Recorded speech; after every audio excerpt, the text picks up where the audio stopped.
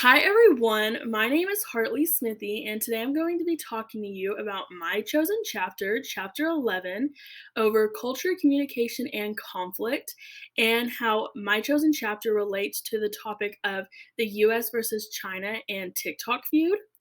So let's just go ahead and get started. So, first, I wanted to give a brief overview of how the book defines intercultural conflict and really what intercultural conflict is, as well as go over some key words and terms that you'll be hearing me use throughout the presentation. So, starting off, we see conflict on the daily everywhere. It is happening all the time, globally, and as the book states, conflict is simply inevitable. So, the book defines intercultural conflict as differing from other kinds of conflict in the way that it tends to be more ambiguous and it has more characteristics involving language issues as well as different conflict styles. And then ambiguity is when conflicts are seen in a very different ways by the individuals and groups involved.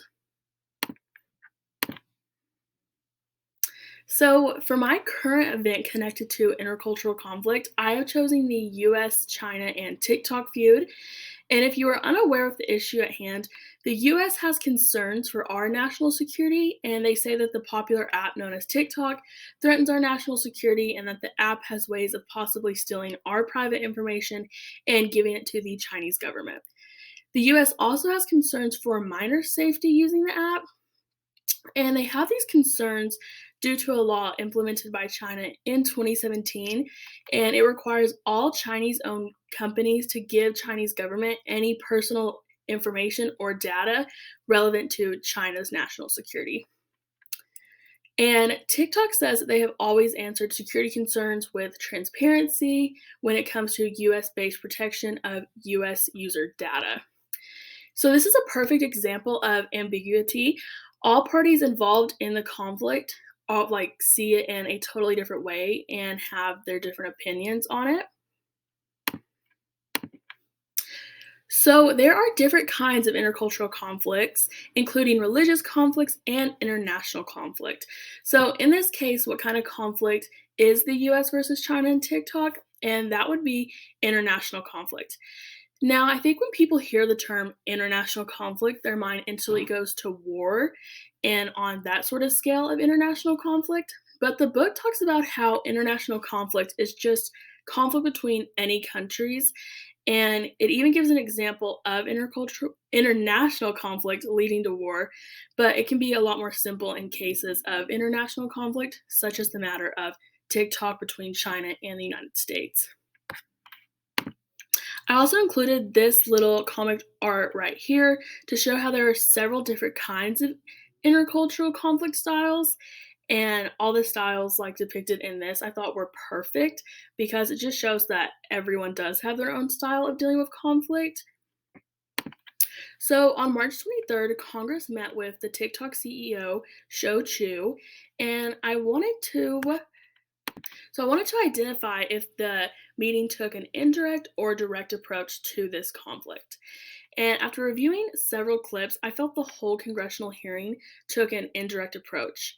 And an indirect approach is defined in the book as the best way to approach conflicts in using very vague and non-specific language.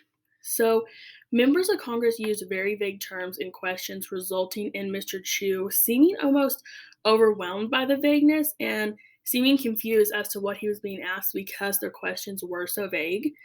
So, one congressman in specific from North Carolina asked Mr. Chu, "Does TikTok access the home Wi Fi network?"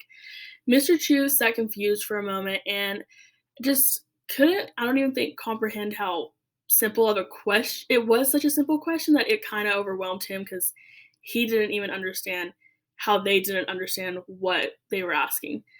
So he responded, "I'm not sure if I know exactly what you were asking, due to the fact that yes, any app, if Wi-Fi is turned on, has access to your home Wi-Fi. However, this does not pose a threat to any personal data being stolen. It is simply using Wi-Fi." After the hearing, Mr. Chu went to TikTok, taking the direct approach, which the book defines as the best way to deal with conflict using precise and specific language. Posting on the official TikTok account, Mr. Chu talked about how his experience and prefacing that TikTok always has the user's best interest and promises to continue to keep the safety of minors a top priority, as well as protecting data from unauthorized foreign access, as well as saying American data will only be stored on American soil by American companies. He also promised that TikTok will remain a free expression platform that cannot be manipulated by any type of government. So I'd like to end my presentation today with 2 discussion questions for my classmates. So the first question being, do you feel the US versus China and TikTok conflict had any resolve following the congressional hearing? As well as, what approach do you feel would be most effective in this conflict, direct or indirect, and why? So thank you so much for listening to my presentation today.